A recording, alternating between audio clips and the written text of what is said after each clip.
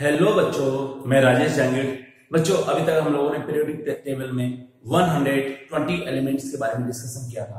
मतलब उनको याद करने की कुछ टेक्निक भी मैंने आपको बताई थी एंड साथ ही साथ में उनकी प्रॉपर्टीज के बारे में बताया था कि एक ग्रुप के एलिमेंट और उनकी प्रॉपर्टीज लगभग सिमिलर होती है और इसीलिए इसे यानी एलिमेंट की टेबल को हम पीरियोडिक टेबल कहते हैं। ऐसा हमने काफी कुछ पढ़ा था, साथ में उसका क्लासिफिकेशन हमने देखा था। आज के लेक्चर के अंदर हम देखेंगे स्क्रीनिंग इफेक्ट और सील्डिंग इफेक्ट। आपको याद होगा कि बोर थ्योरी है वो केवल और केवल सिंगल इलेक्ट्रॉनिक स्पीशीज के लिए फॉलो होती है। मतलब एक इलेक्ट्रॉन होगा उस स्पीशीज के लिए फॉलो होगी। जैसे कि मैं कहूंगा हाइड्रोजन हीलियम पॉजिटिव, लिथियम +2, यहाँ पर बोरॉन +4, इस तरह से हम ले सकते हैं बेरिलियम +3। ये सिंगल इलेक्ट्रॉनिक स्पीशीज है, इन्हीं के लिए एप्लीकेबल होता है, लेकिन मल्टी इलेक्ट्रॉनिक सिस्टम के लिए एप्लीकेबल नहीं होता है। तो आखिर ऐसा क्या होता है कि वो मल्टी इलेक्ट्रॉनिक सिस्टम के लिए एप्लीकेबल नहीं होता। तो आज देखते हैं शील्डिंग इफेक्ट एंड या फिर स्क्रीनिंग इफेक्ट। दोनों एक ही नेम है, एक ही चीज है, एक ही कॉन्सेप्ट है, नाम अलग अलग है, मैं ऐसा कहूंगा। तो चलिए स्टार्ट करते हैं। यहाँ पर सबसे पहले मैं एक सिंगल इलेक्ट्रॉनिक स्पीशीज के अंदर फोर्स ऑफ इलेक्ट्रॉन किस तरह से लगता है उसके बारे में डिस्कस करूंगा। यहाँ पर हम कहते हैं सिंगल इलेक्ट्रॉनिक स्पीशीज है। इसमें आपने देखा कि एक इलेक्ट्रॉन है वो इस शेल में प्रेजेंट है।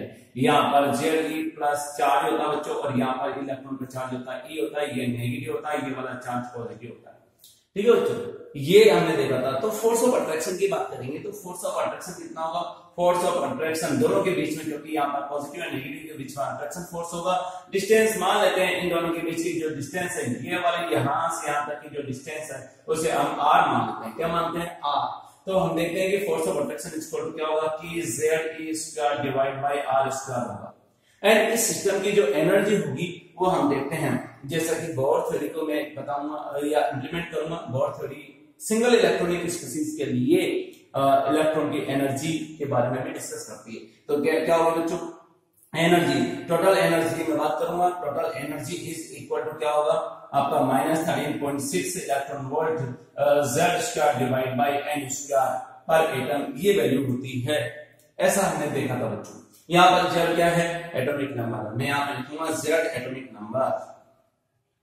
एटॉमिक नंबर जिस स्पीशीज का हम यहाँ पर जिस स्पीशीज के लिए इलेक्ट्रॉन एंड न्यूक्लियस के बीच में अट्रैक्शन फोर्स फाइंड आउट कर रहे हैं वो यहाँ पर Z है, और किस शेयर के अंदर इलेक्ट्रॉन प्रेजेंट है वो N है, यानी N के अकॉर्डिंग डिस्टेंस भी वेरी करती है।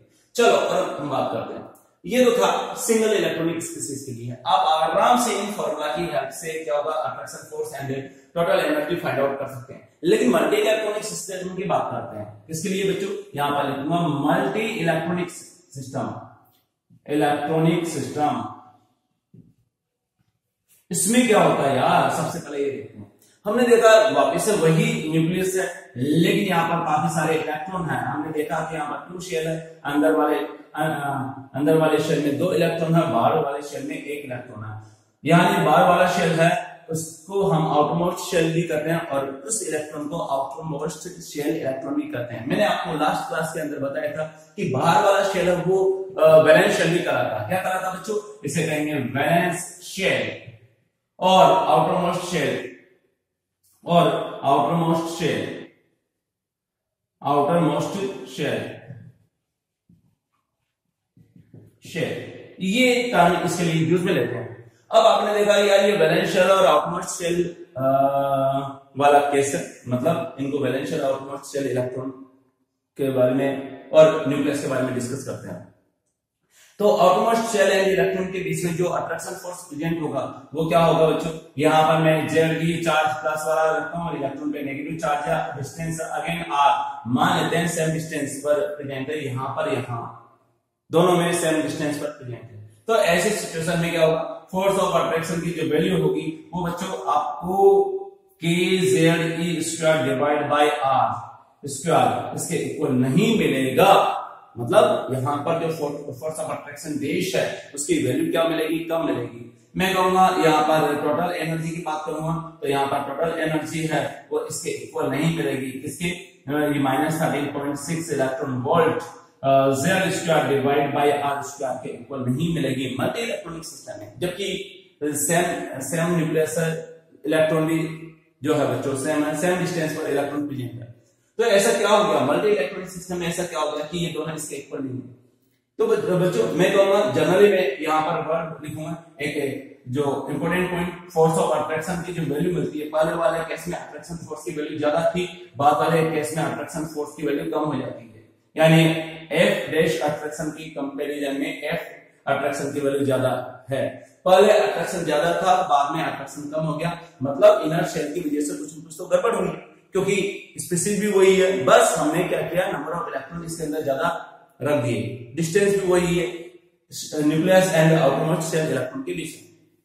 तो इसका मतलब मैं ऐसा कर सकता हूं कि इनर शेल का आउटरमोस्ट शेल के लिए कुछ न कुछ तो यहाँ पर रिपल्सन फोर्स टाइप का कुछ हुआ होगा, इसी की वजह से यहाँ पर नेट अट्रैक्शन फोर्स है वो डिक्रीज हो गया, जैसा कि मैंने यहाँ पर शो किया हुआ है। ये एनर्जी भी डेफिनेटली इस सिस्टम की एनर्जी बढ़ जाएगी, क्योंकि टोटल एनर्जी नेगेटिव होती है बच्चों, यहाँ पर नेगेटिव साइन शो किया मैंने ये वाला। तो ऐसी सिचुएशन में क्या होगा, यहाँ पर टोटल एनर्जी इस सिस्टम की बढ़ जाती है, इसका मतलब अट्रैक्शन फोर्स कम हो गया, इनर शेल में कुछ न कुछ गड़बड़ थी। तो क्या कहेंगे बच्चों, यहाँ पर मैं कहूंगा इस समय मल्टी इलेक्ट्रॉनिक सिस्टम में अब अट्रैक्शन फोर्स कुछ न कुछ तो होगा। तो उस अट्रैक्शन फोर्स को हम जब मेजर करते हैं तो हम देखते हैं यहाँ पर एफ अट्रैक्शन फोर्स, यहाँ पर मैं कर सकता हूँ बच्चों 2 कर सकता हूँ, क्योंकि यहाँ पर एफ एवरेज और इसको 2 कहेंगे तो ज्यादा अच्छा रहेगा। जो हमें नेट अट्रैक्शन फोर्स मिलता है वो क्या मिलता है बच्चों, यहाँ पर के जेड इफेक्टिव या Z star divide by R star, ये मिलता है। आखिरी जेड इफेक्टिव की वैल्यू क्या है, इसे कहते हैं बच्चों इफेक्टिव न्यूक्लियर चार्ज। तो मैं कहूंगा इनर शेल इलेक्ट्रॉन की वजह से आउटरमोस्ट शेल इलेक्ट्रॉन के लिए अट्रैक्शन फोर्स में कुछ न कुछ डिक्रीमेंट हो जाता है, यानी अट्रैक्शन फोर्स हमें कम मिलता है, इसे ही हम कहेंगे शील्डिंग इफेक्ट या screening effect.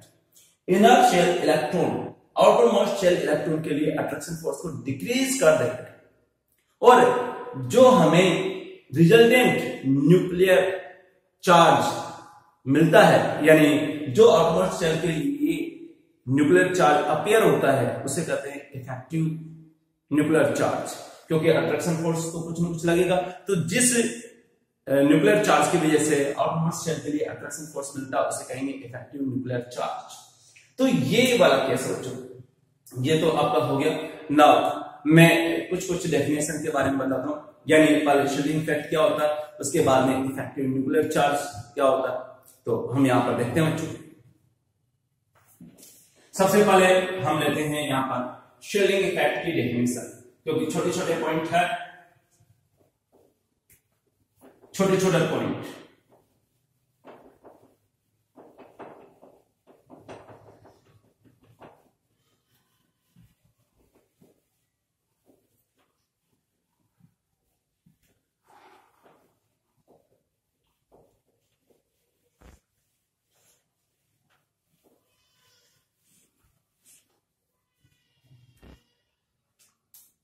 Yes, screening effect ये लेते हैं बच्चों।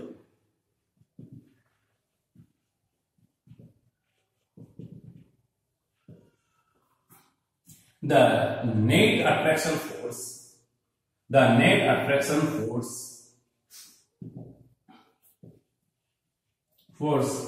of nucleus for outermost shell electron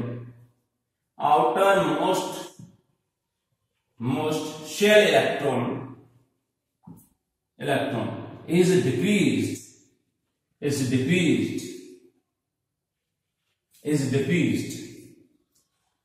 This is called is decreased due to inner shell electron.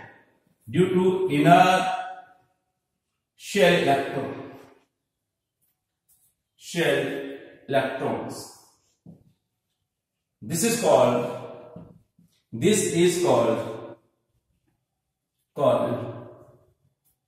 screening effect. ये हम कहेंगे बच्चों इनर शेल इलेक्ट्रॉन या मल्टी इलेक्ट्रॉनिक सिस्टम में अदर इलेक्ट्रॉन की वजह से इलेक्ट्रॉन के लिए, एक पर्टिकुलर इलेक्ट्रॉन के लिए जिसके बारे में हम कैलकुलेट कर रहे हैं, उसके लिए नेट अट्रैक्शन फोर्स की वैल्यू क्या होगी, डिक्रीज हो जाती है। तो इसे ही हम स्क्रीनिंग इफेक्ट या शील्डिंग इफेक्ट कहते हैं। मतलब इनर शेल या अदर इलेक्ट्रॉन उस इलेक्ट्रॉन को क्या कर रहे हैं, शील्ड कर रहे हैं, उसके लिए अट्रैक्शन फोर्स को डिक्रीज कर रहे हैं, इसे ही हम कहेंगे शील्डिंग इफेक्ट और स्क्रीनिंग इफेक्ट। तो चलिए स्टार्ट करते हैं। ये तो आपका स्क्रीनिंग इफेक्ट हुआ। नाउ इफेक्टिव न्यूक्लियर चार्ज, ये क्या होता है यार? इफेक्टिव, छोटे छोटे पॉइंट पर फोकस करेंगे। Nuclear charge, effective nuclear charge, Z effective, ये होता है बच्चों, इसके बारे में डिस्कस करते हैं।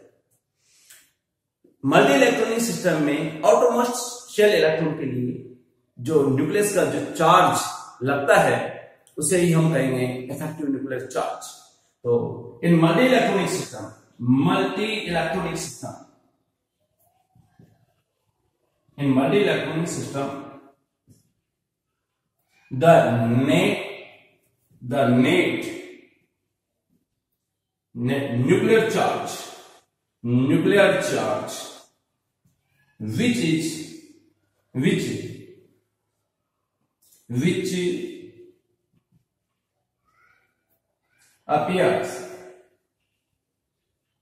appears on outermost shell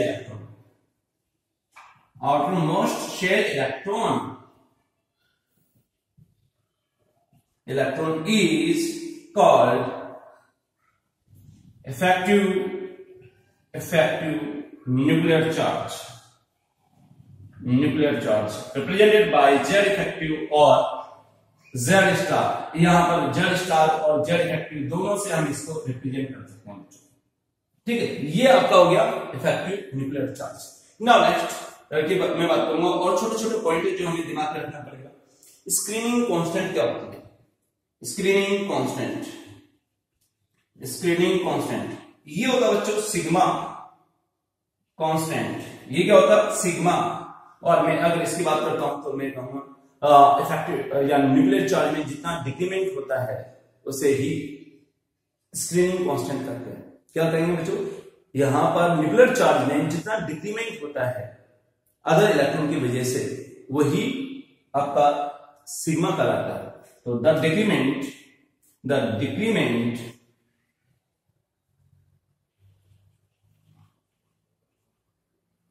in nuclear charge in multi-electronic system, in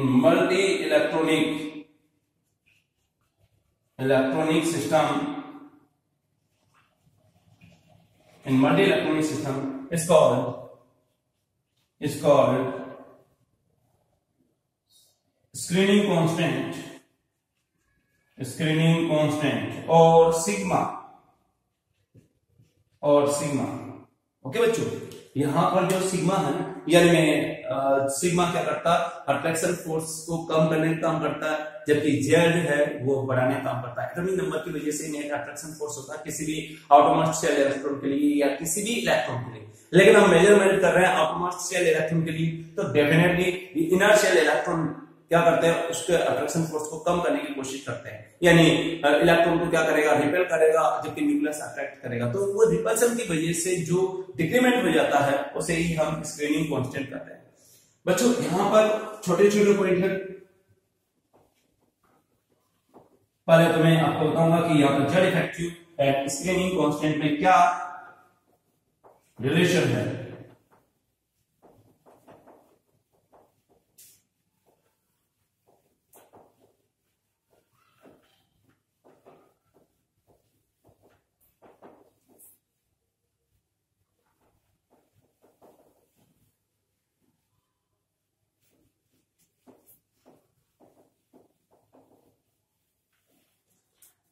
देखिए बच्चों यहां पर Z effective is equal to आपका होगा बच्चों Z माइनस सिग्मा।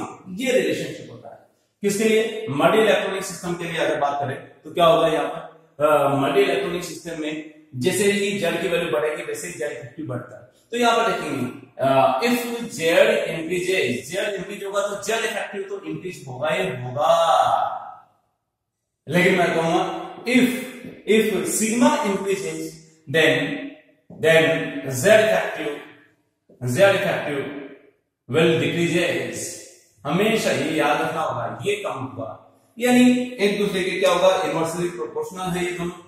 यानी मैं कहूंगा सिग्मा की वैल्यू अगर बढ़ती है तो जेड इफेक्टिव डिक्रीज होगा, और अगर जेड बढ़ेगा तो जेड इफेक्टिव बढ़ेगा, यानी एटॉमिक नंबर बढ़ने के साथ साथ में जेड इफेक्टिव बढ़ता ही बढ़ता है। हम ऐसा करते हैं, ठीक है बच्चों। नाउ एग्जैक्ट रिलेशन क्या होगा वो तो सिग्मा की वैल्यू फाइंड आउट करने के बाद में ही पता चलेगा। या नेक्स्ट है, मैं कहूंगा सिग्मा की वैल्यू किसके ऊपर डिपेंड करेगी, यहां पर देखिए, the value of sigma, the value of sigma depends on किसके ऊपर डिपेंड करती है, पहला पॉइंट है बच्चों किसके ऊपर, यहां पर इनर शेल और आउटर शेल के अंदर जितने भी अदर इलेक्ट्रॉन प्रेजेंट है उसके ऊपर डिपेंड करेगी। तो मैं यहां पे लिखूंगा पहला पॉइंट, यहां पर number of inner shell or and outer shell electron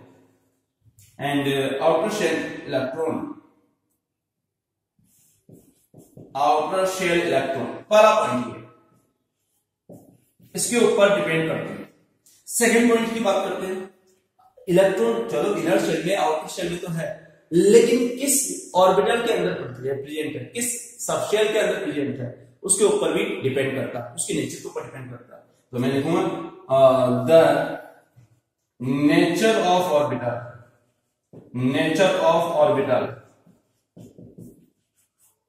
in which electron is present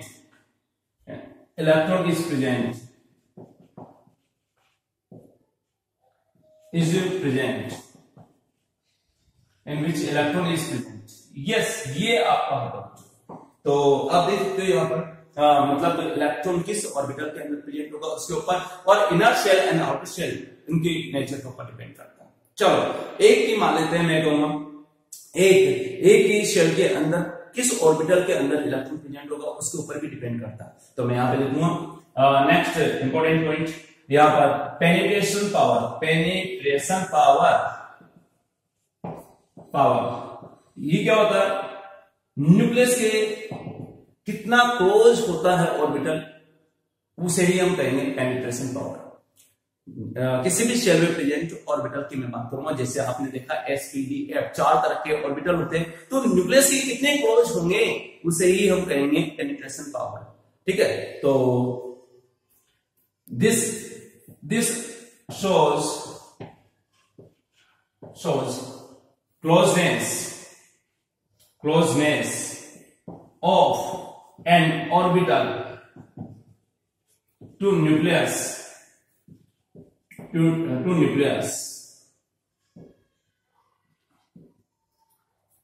with respect to other orbitals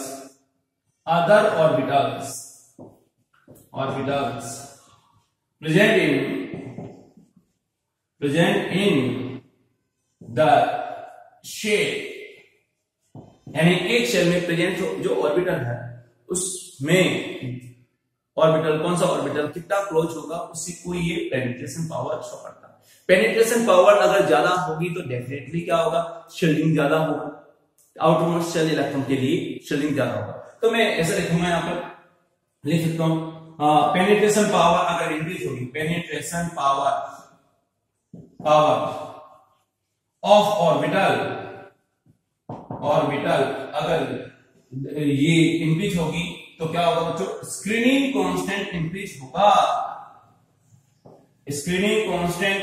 होगा, मतलब शील्डिंग ज्यादा होगी क्योंकि आउटर मोस्ट शेल को ज्यादा शील्ड करेगा। यस, तो ऐसा हम देख सकते हैं बच्चों, जितना ऑर्बिटल अंदर होगा उतना ही क्या होगा, उसका शील्डिंग ज्यादा होगा। ये है तो पेनिट्रेशन पावर किसकी ज्यादा होती है, देखते हैं बच्चों।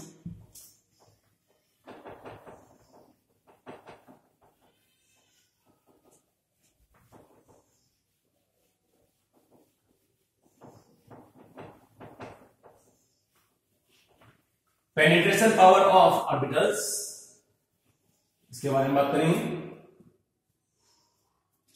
Penetration power of of orbitals, yes, सबसे ज्यादा होगी s की, फिर क्या होगा p ऑर्बिटल, फिर आपका होगा d ऑर्बिटल और फिर a। मैं ऐसा कह सकता हूं ये स्फेरिकल शेप में होता है, स्फेरिकल, इसलिए यहां पर मैं कहूंगा इसकी पेनिट्रेशन पावर भी ज्यादा होती है, साथ ही साथ में शील्डिंग इफेक्ट भी इसका ज्यादा होता है। ये आपका पता है डम्बेल शेप होता है, डम्बेल,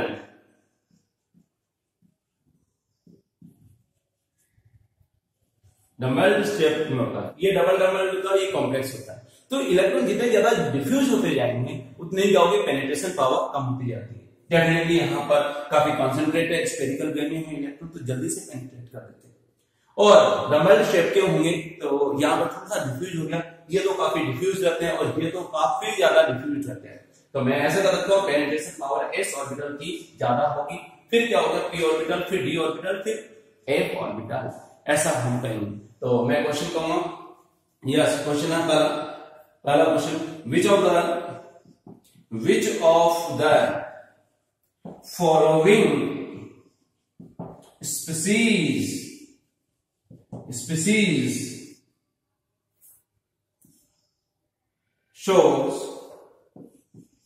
shows maximum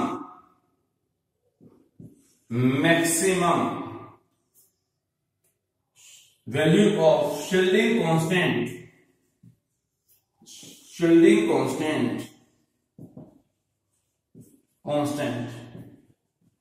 पहला है ए आपका हाइड्रोजन, बी की अगर मैं बात करूं तो ये आपका होगा लिथियम, सी आपका बोरॉन, डी आपका फ्लोरीन। किसमें सबसे ज्यादा शील्डिंग कांस्टेंट की वैल्यू होगी? मैंने आपको बताया था Z star is equal to Z minus sigma, and sigma किसके ऊपर डिपेंड करता है? नंबर ऑफ इलेक्ट्रॉन के ऊपर डिपेंड करता है। सिग्मा की वैल्यू नंबर ऑफ इलेक्ट्रॉन के ऊपर डिपेंड करती है। तो मैं यहाँ पर एक स्टेटमेंट लिख सकता हूँ कि सिग्मा किसके ऊपर डिपेंड करता है। यहाँ पर देखिए एक स्टेटमेंट, एक पॉइंट यहां पर लिखते हैं, डिपेंडेंसी ऑफ सिग्मा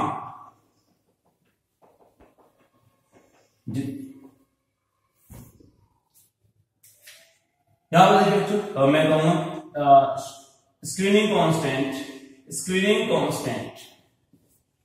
कांस्टेंट जो कि सिग्मा है, sigma is directly proportional to number of electrons. Electrons के नंबर के ऊपर तो डिपेंड करता है, साथ ही साथ में किसके ऊपर डिपेंड करता है? ये डिपेंड करता है किस ऑर्बिटल में इलेक्ट्रॉन प्रेजेंट है, उसकी नेचर क्या है, उसके ऊपर डिपेंड करता है। ऑर्बिटल कौन सा है, एस है, पी है, डी है, या फिर टोटल कितने इलेक्ट्रॉन्स प्रेजेंट है, वो उसके ऊपर डिपेंड करता है। तो यहाँ पर मैं कहूंगा नंबर ऑफ इलेक्ट्रॉन्स के डायरेक्टली प्रोपोर्शनल है। इसको मैं यहाँ पर ब्लॉक में इस तरह से लिख देता हूं। आपने देखा, ये देखिए बच्चों, स्टार बना देता हूं, काफी अच्छा कॉन्सेप्ट है। यानी सबसे ज्यादा इलेक्ट्रॉन किसमें? H में तो 1 इलेक्ट्रॉन है। आपने देखा कितने इलेक्ट्रॉन है? यहाँ पर 1, मैं इसकी बात करूंगा यहाँ पर 3, ये आपका 5 और ये आपका 9। आपने देखा 9 इलेक्ट्रॉन फ्लोरीन के अंदर प्रेजेंट होगा, क्योंकि न्यूट्रल है, जितने प्रोटॉन उतने ही इलेक्ट्रॉन। तो डेफिनेटली यहाँ पर सिग्मा इसमें सबसे ज्यादा होगा, क्योंकि इसमें सबसे ज्यादा नंबर ऑफ इलेक्ट्रॉन्स है। तो चलिए ठीक है, ये एक आपका क्वेश्चन था। Question next, which of the following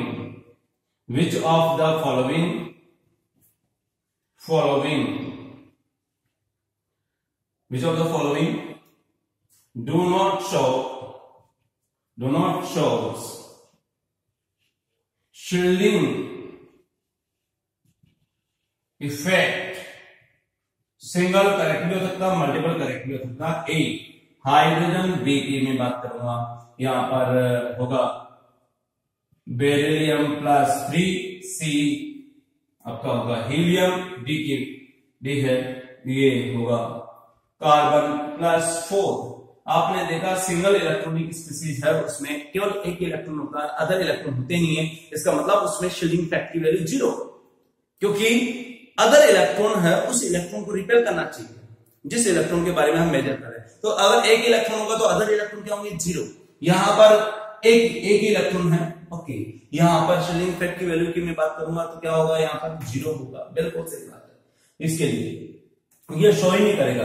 B+3 beryllium में कितने इलेक्ट्रॉन होते हैं, 4 होते हैं, क्योंकि एटॉमिक नंबर उसका क्या होता है, 4 होता है। तो उसमें से 3 इलेक्ट्रॉन चले गए तो कितना बचा, 1 बचा। इसका मतलब मैं कहूंगा बेरिलियम +3 ये भी क्या होगा, शील्डिंग इफेक्ट शो करेगा। क्या हीलियम शो करेगा, हीलियम में 2 इलेक्ट्रॉन है, यस, उसके अंदर जो है शील्डिंग इफेक्ट होगा, यस। तो हमने तो नॉट शो की बात कर रहे हैं, तो यहाँ पे 1 इलेक्ट्रॉन वाला तो केस शील्डिंग इफेक्ट शो नहीं करता, लेकिन ये वाला जरूर शो करेगा। तो ये आंसर हमारा नहीं है। कार्बन की बात करते हैं। कार्बन में कितने इलेक्ट्रॉन है, 6 में से 4 चले गए तो 2 बचे। तो ऑब्वियस है कि 1 इलेक्ट्रॉन पर दूसरा इलेक्ट्रॉन शील्डिंग इफेक्ट शो ही करेगा। तो डू नॉट शो यहां पर हमारा ऑप्शन था, तो आंसर हो जाएंगे ए एंड बी। इस तरह से हम यहां पर शील्डिंग इफेक्ट की वैल्यू फाइंड आउट कर सकते हैं। Thank you.